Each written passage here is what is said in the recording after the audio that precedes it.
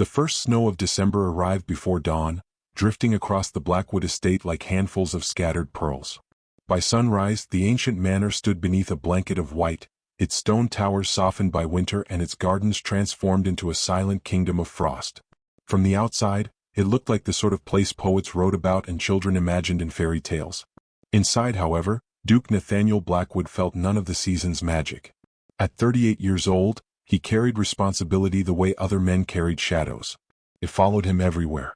Through the halls of Parliament, across the fields of his vast lands, into every quiet room where his children waited for him to return home. A stack of newspapers rested unopened upon his desk. He already knew what they contained.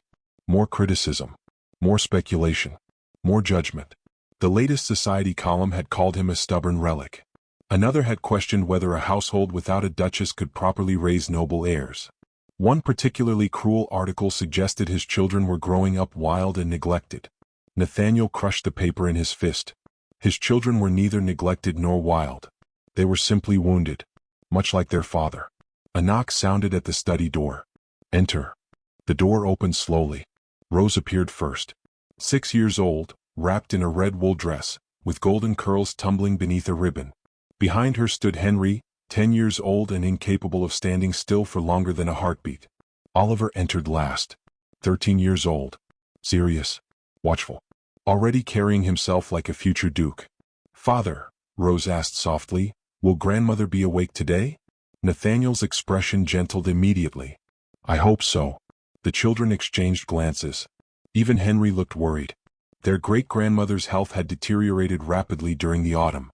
The Dowager Blackwood had been the heart of the family for decades. Now every day felt uncertain. Nathaniel rose from his chair and accompanied them upstairs. The old woman's room overlooked the snow-covered gardens. A fire crackled quietly in the hearth. The dowager rested against embroidered pillows, her silver hair shining in the morning light. Though weakened, her eyes brightened the moment she saw the children. They surrounded her bed. Rose climbed carefully beside her.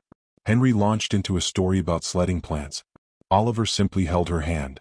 The old woman listened with a smile that seemed to contain an entire lifetime. Then her gaze shifted toward Nathaniel. The smile faded. A shadow of urgency appeared.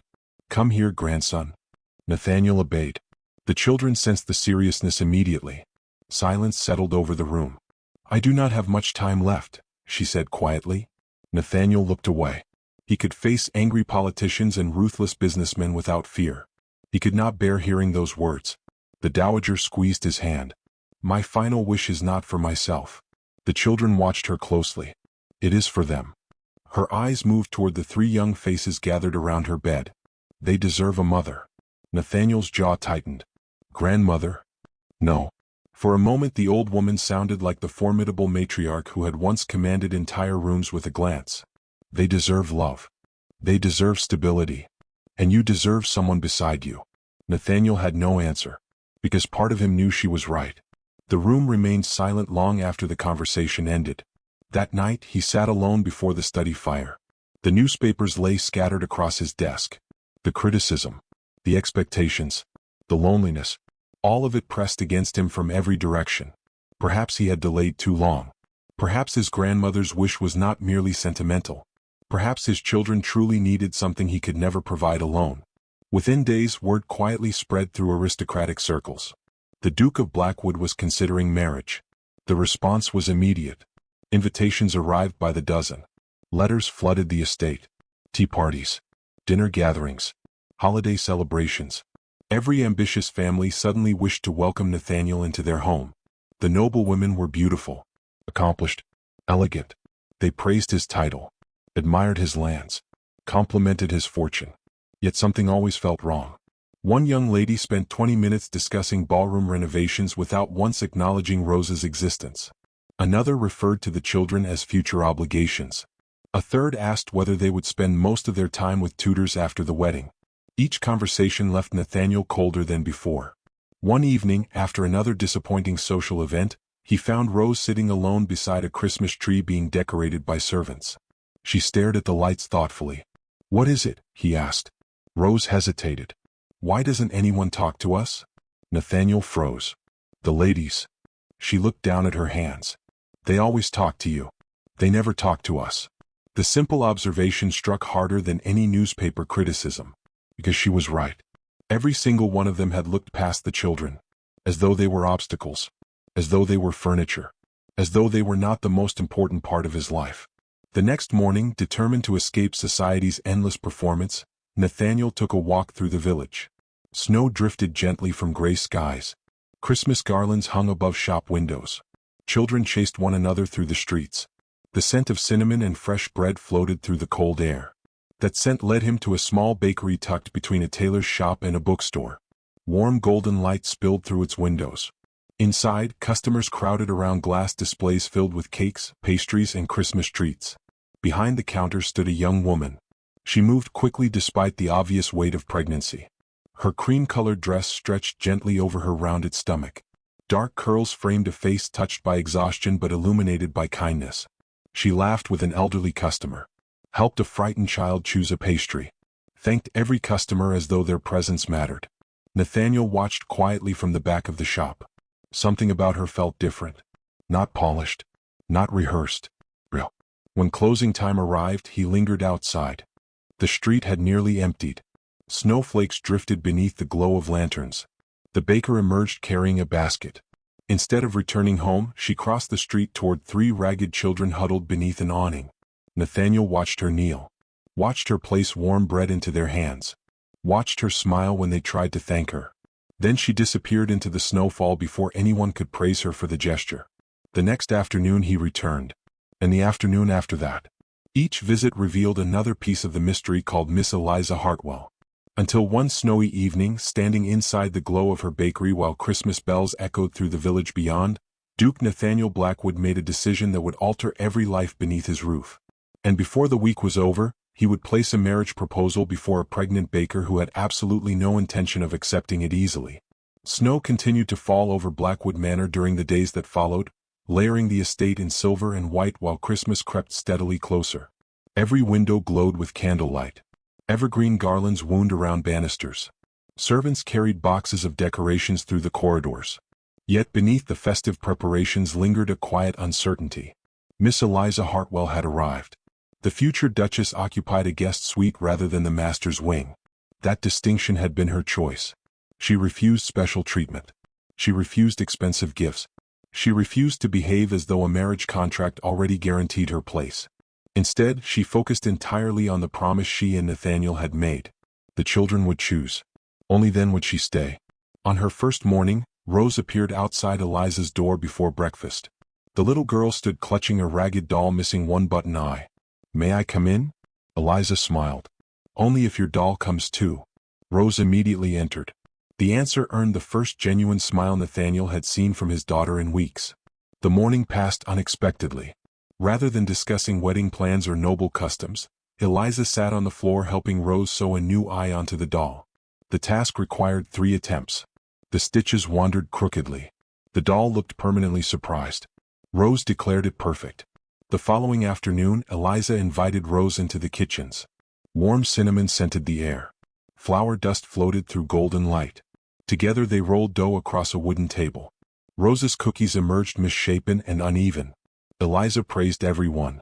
When a tray burned slightly, they laughed until tears appeared in their eyes.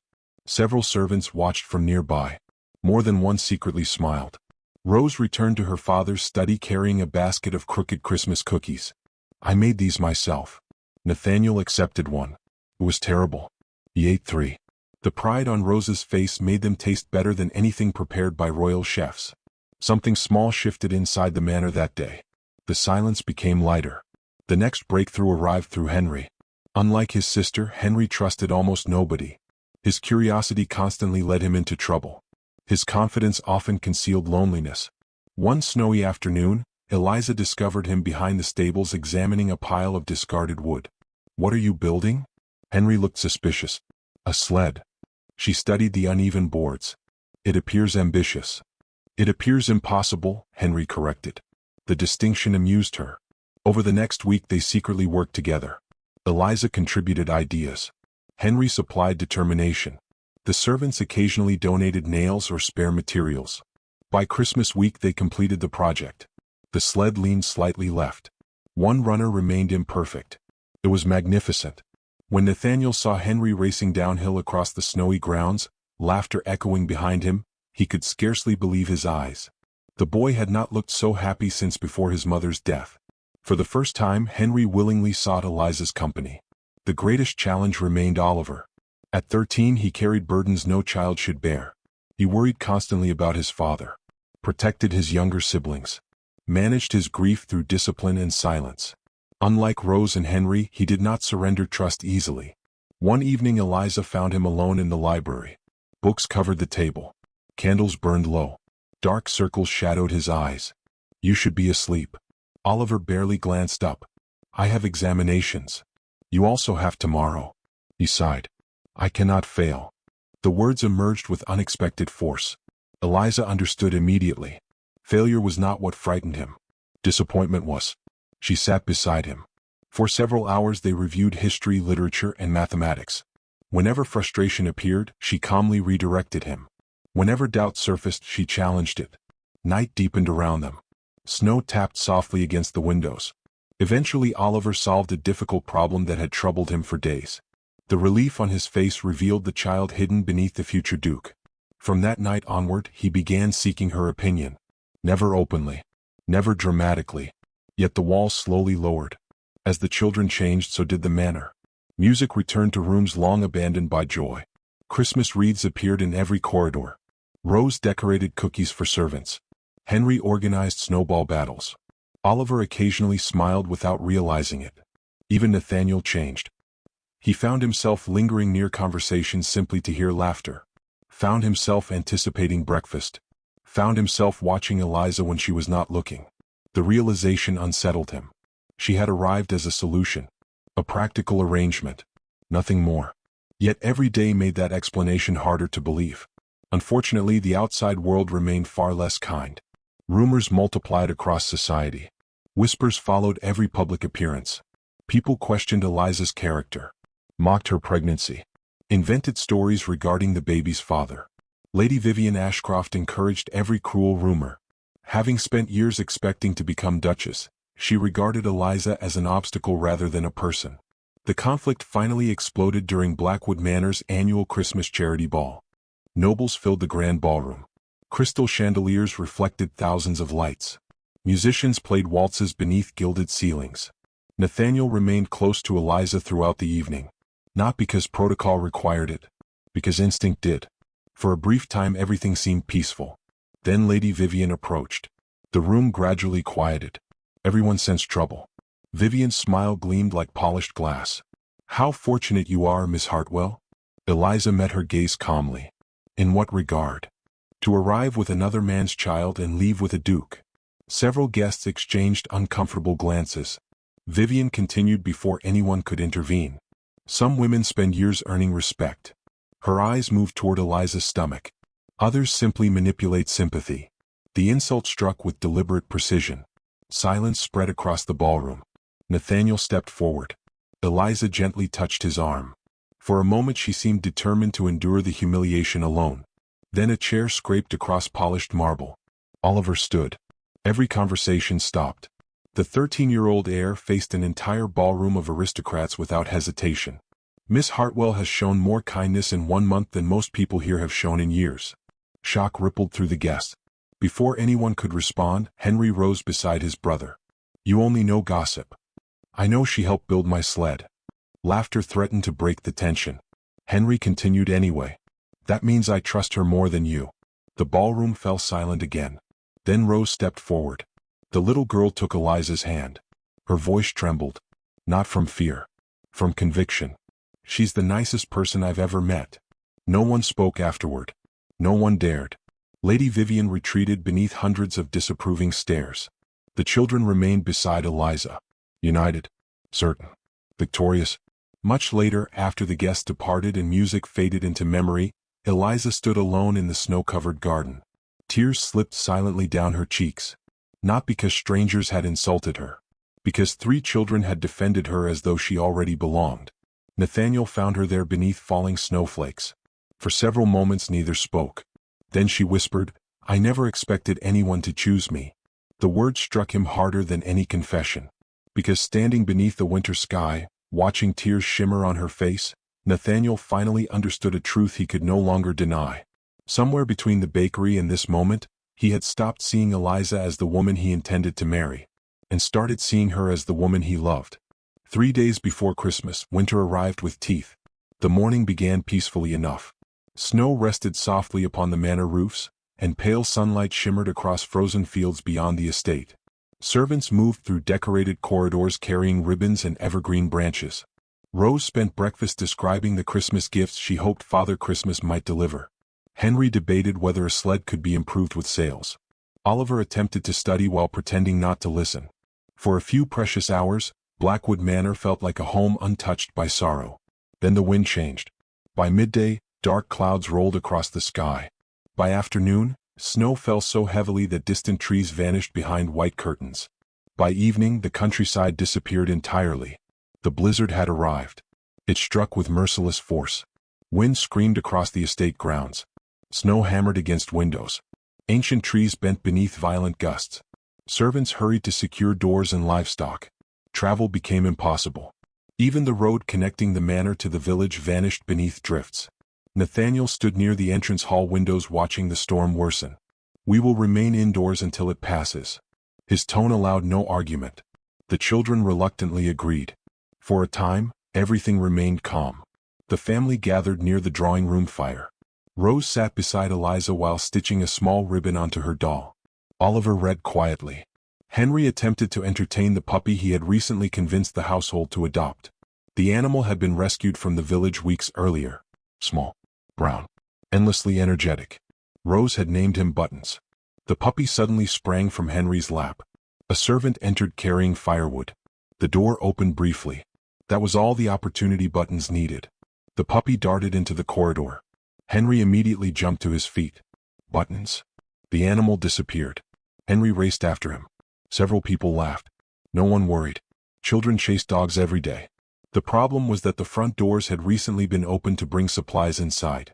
By the time Henry reached the entrance hall, Buttons had already escaped into the storm.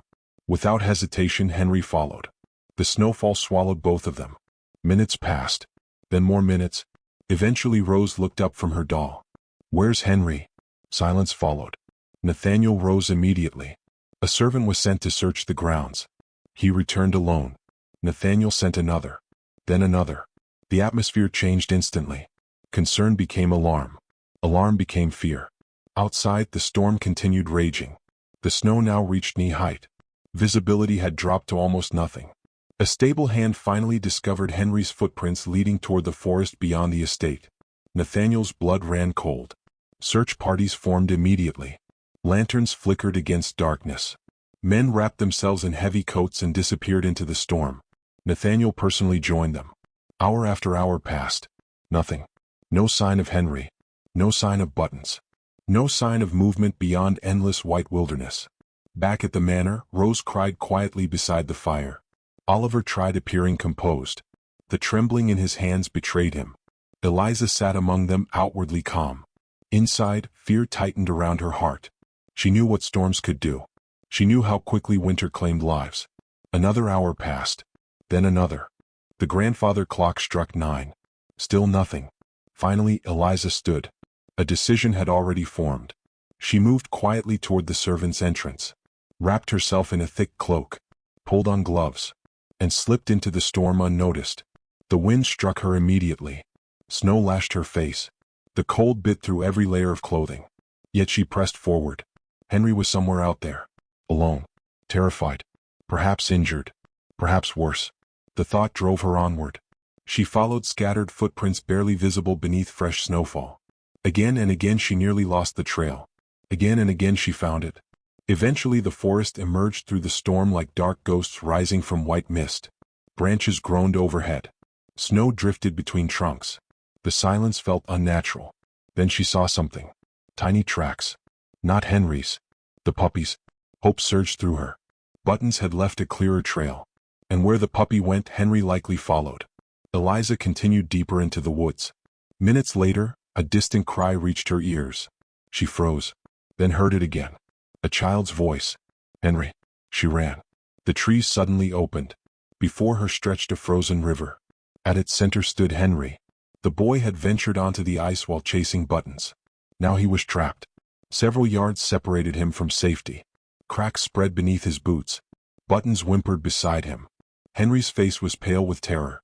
"Don't move," Eliza shouted. Relief flooded his features.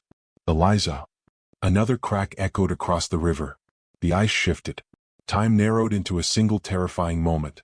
Eliza understood immediately. If Henry panicked, he would die. If she hesitated, he would die. Carefully, she lowered herself onto the ice, then began crawling. The frozen surface groaned beneath her weight. Every movement felt agonizingly slow. Wind roared around them. Snow swirled through darkness. Still she crawled. Closer. Closer. Another crack splintered outward. Henry began crying. "Please don't leave me." The words shattered her heart. "I won't." She continued forward. The ice trembled. Water appeared beneath spreading fractures. A terrible sound erupted beneath them. The frozen river was breaking apart. At last Eliza reached him. She wrapped one arm around Henry, the other around the frightened puppy. Then the ice gave way. The world exploded into freezing water. Henry screamed. Eliza struggled to keep him above the surface. The cold stole her breath instantly. For one horrifying moment she believed they were lost. Then another voice cut through the storm. "Eliza." "Nathaniel." Search lanterns appeared along the riverbank. Men rushed forward. Ropes were thrown. Hands reached. Nathaniel himself plunged onto the remaining ice. Ignoring every danger. Ignoring every warning.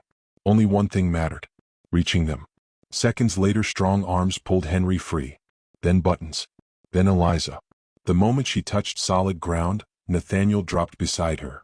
Snow covered his hair. Fear filled his eyes. Raw. Unhidden. Terrifying. He gripped her hands as though afraid she might disappear. Neither spoke. Neither needed to. The truth was already there. Back at the manor, doctors examined everyone. Henry escaped with minor injuries. Buttons survived. Eliza suffered exhaustion and dangerous cold but remained safe. The relief throughout the household was overwhelming. Near midnight, Henry finally woke. The entire family gathered around his bed. Rose cried openly. Oliver looked close to tears himself. Nathaniel stood beside Eliza. Silent. Watching. Henry's gaze moved slowly around the room, then settled upon Eliza. For several moments he simply stared, as though searching for words large enough to contain what she had done. Finally he reached toward her. She took his hand. His small fingers tightened around hers. Tears filled his eyes. "Mama." The room froze. No one moved. No one breathed. The single word seemed to echo through every corner of the house. Eliza's composure shattered instantly. Tears spilled down her cheeks. Henry held onto her hand even tighter, as though afraid she might vanish if he let go. Across the room, Nathaniel felt something break open inside him. Not grief. Not fear. Something far more dangerous.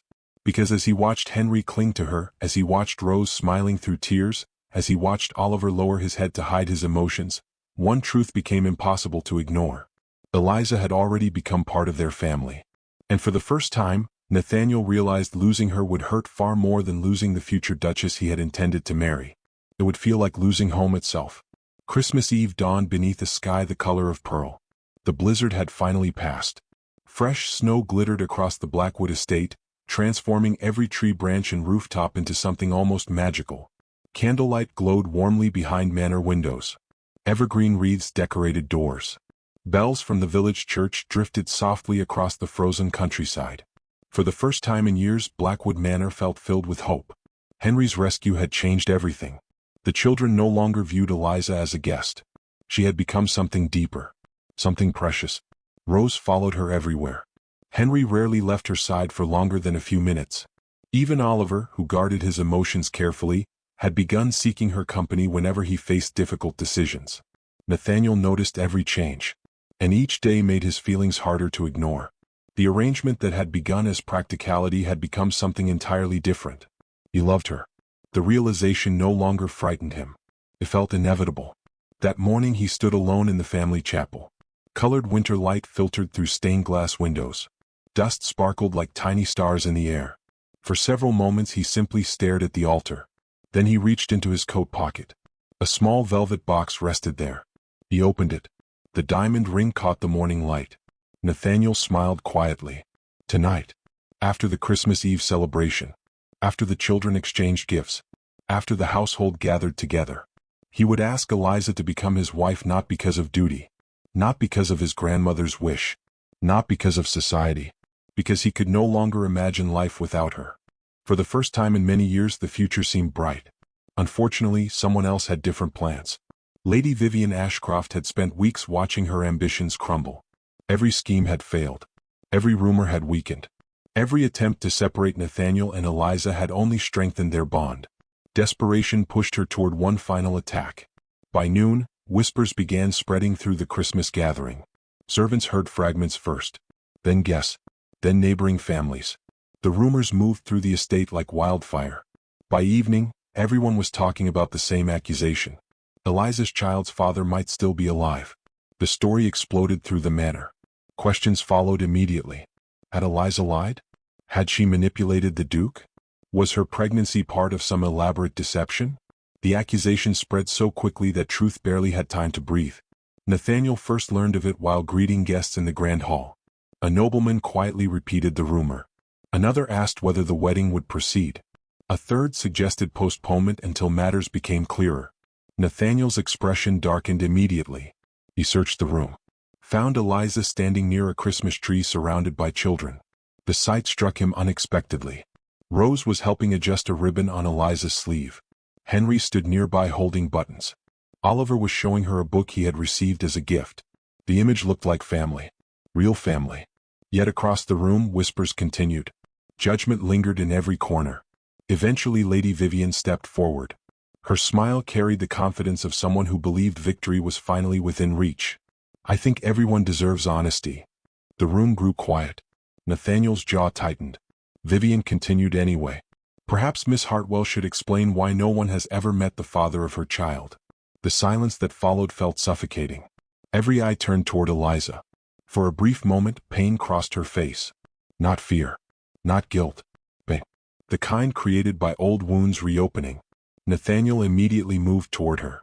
Before he could speak, Eliza gently touched his arm. A silent request. Let me answer. The room waited. Even the children looked confused. Eliza drew a slow breath. Then she began. His name was Samuel Whitaker. The name meant nothing to most people. Yet the tenderness in her voice transformed the atmosphere instantly. A lifetime of love seemed hidden within those 3 words. We were engaged. The ballroom remained silent. He worked as an engineer at a textile factory near my village. Her fingers rested lightly against her stomach. The gesture appeared unconscious. Protective. Instinctive. He was kind. A faint smile touched her lips.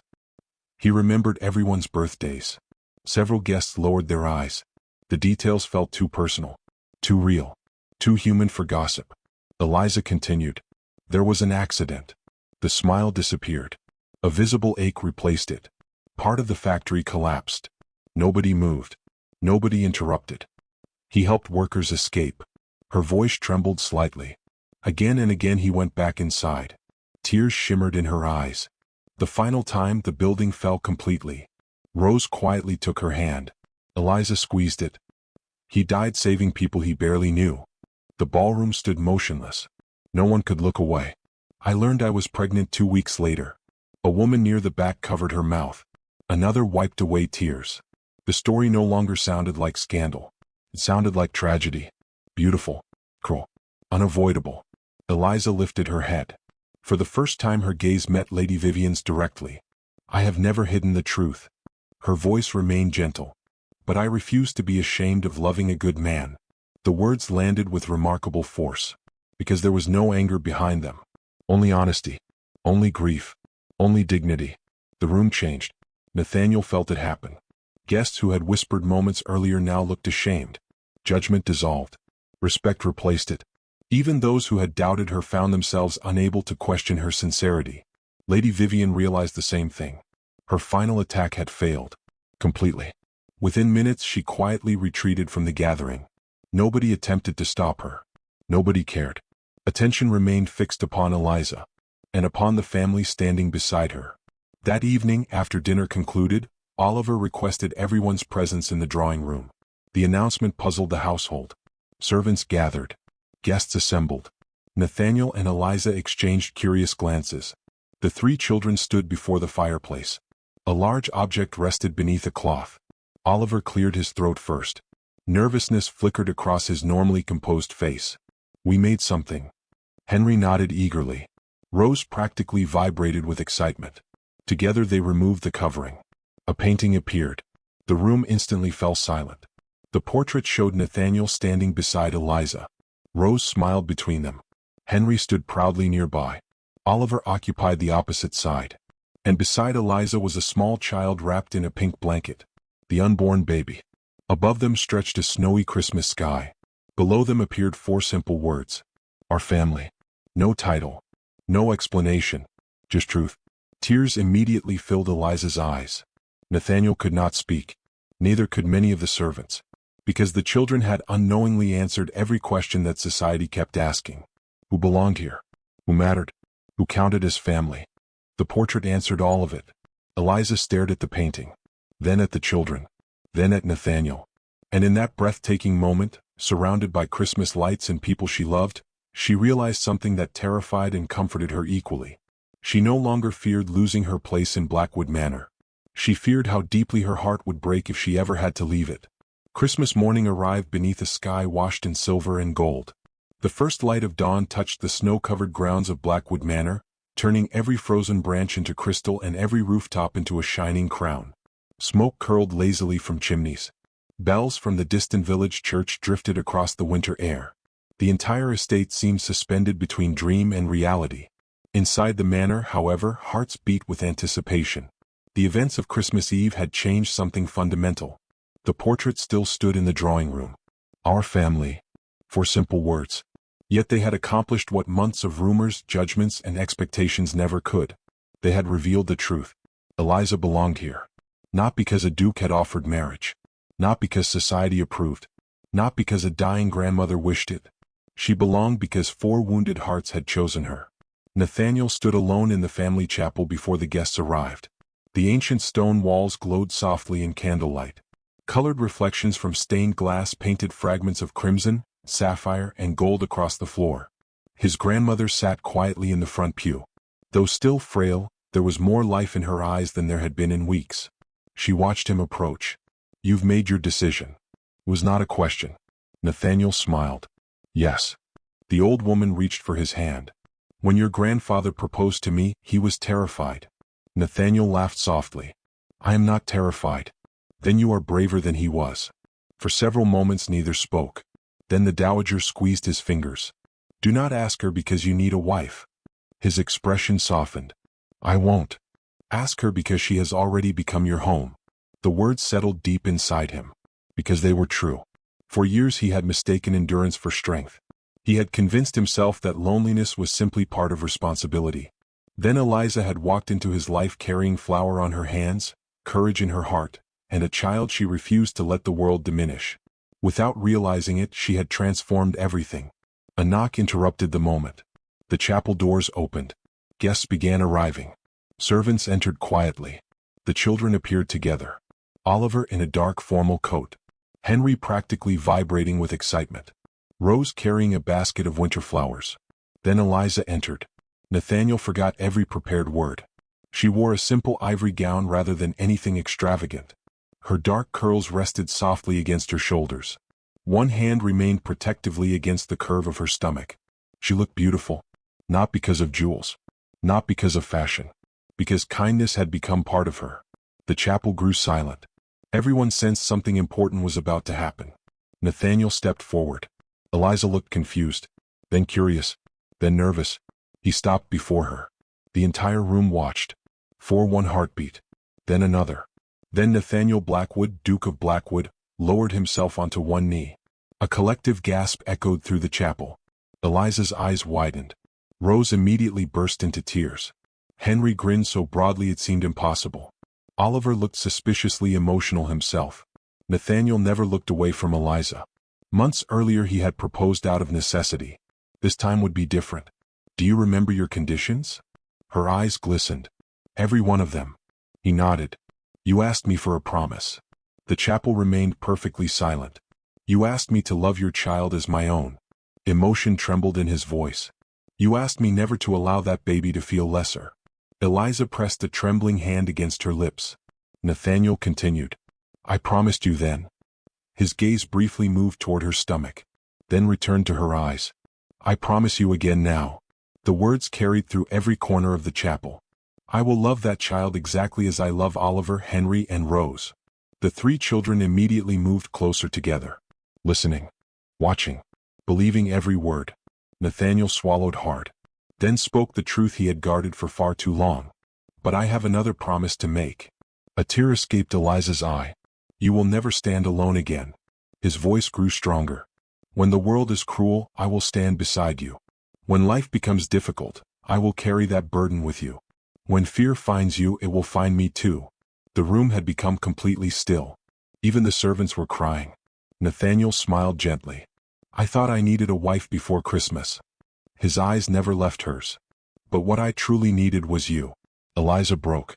Months of uncertainty. Months of fear. Months of protecting herself from disappointment. All of it dissolved. She laughed through tears. Then cried harder. The children surrounded her immediately. Rose hugged her waist. Henry wrapped both arms around her. Even Oliver stepped forward and took her hand. No words remained necessary. The answer already existed.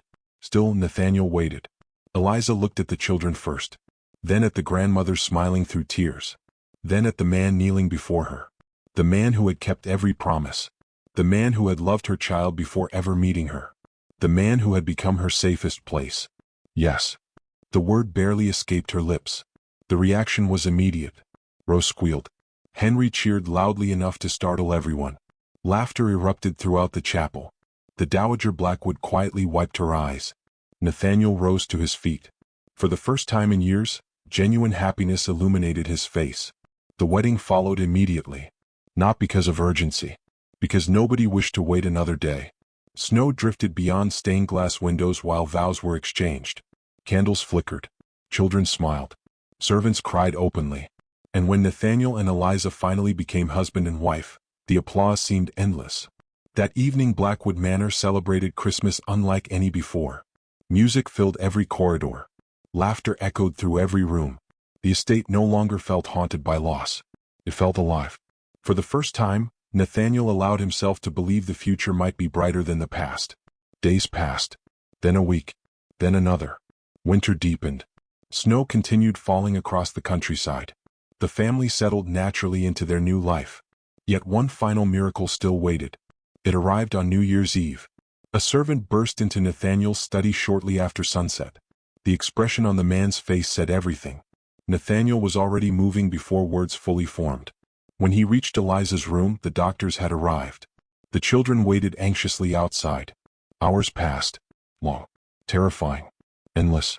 Rose eventually fell asleep against Oliver's shoulder. Henry paced the corridor. Nathaniel remained outside the door, unable to sit, unable to think, unable to do anything except pray. Then a cry shattered the silence. A newborn's cry. The most beautiful sound Nathaniel had ever heard. Moments later, a smiling doctor emerged. You have a daughter. The words nearly brought him to his knees. Inside the room, Eliza lay exhausted but radiant. A tiny infant rested in her arms. Nathaniel approached slowly, almost reverently. The baby opened her eyes, then wrapped impossibly small fingers around one of his. Something inside him broke completely. Not from sadness. From love. Pure. Overwhelming. Unstoppable. Behind him, the children entered. Rose carefully tied a tiny red Christmas ribbon around the baby's wrist. Henry immediately began explaining future adventures. Oliver looked down at his new sister and smiled. A real smile. Perhaps the happiest Nathaniel had ever seen. She's my sister, Oliver declared proudly. No one corrected him, because no correction was necessary. 1 year later, Christmas returned to Blackwood Manor. The celebration was unlike anything the county had ever witnessed. Orphans shared tables with nobles. Servants sat beside aristocrats. Children ran through decorated halls without distinction of class or status.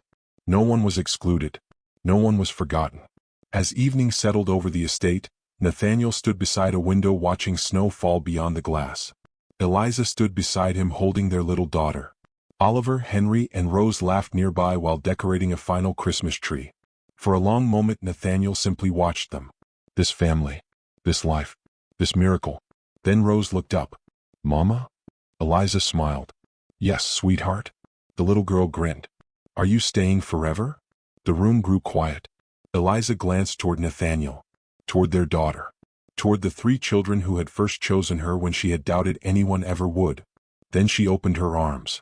All 4 children rushed into them. Nathaniel wrapped an arm around her shoulders. Snow drifted softly outside. Christmas lights shimmered around them. And surrounded by the family they had built together, Eliza answered with the simplest and most beautiful promise of all. "Forever."